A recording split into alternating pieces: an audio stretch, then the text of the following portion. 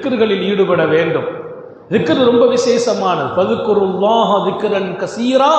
அல்லாஹ் சொன்னான், அதிகமாக என்னை திக்ர் செய்யுங்கள். தொழுக லிமிட்டு தான், இத்தனை ரக்காத்து தான் தொழணும். தஹஜ்ஜத் ரொம்ப பிரியம், 8 ரக்காத்து தான் அதனுடைய முடிவு. 2, 4, 6, 8, 8க்கு மேல தஹஜ்ஜத் இல்லை. லுஹருடைய முன்சுன்னத் 4 தான், அதுக்கு மேல இல்லை. ஏதோ நஃபில் தொழலாமே தவிர சுன்னத்தை இன்னும் அதிகப்படுத்த முடியாது. ஆனா திக்ரோ நேரம் இல்லை, காலம் இல்லை. நடக்கும் போதும், இருக்கும் போதும், படுக்கும் போதும் திக்ர் செய்யணும்னு அல்லாஹ் சொல்றான்.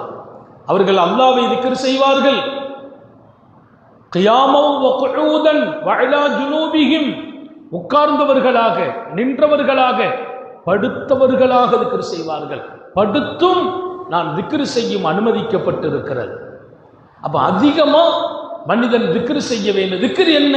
அல்லாஹு அல்லாஹ், லா இலாஹ இல்லல்லாஹ், சுப்ஹானல்லாஹ், அல்ஹம்துலில்லாஹ், அல்லாஹு அக்பர், இது போன்ற திக்ர்களை சொல்லிக்கொண்டே இருங்கள்.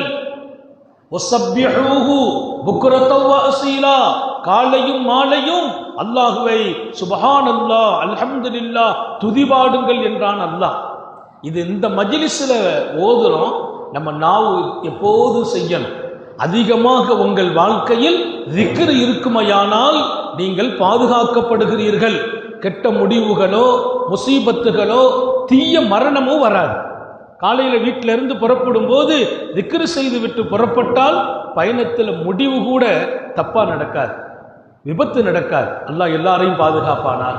அப்ப திக்ர் இன்று செய்கிற உயர்ந்த அமல்.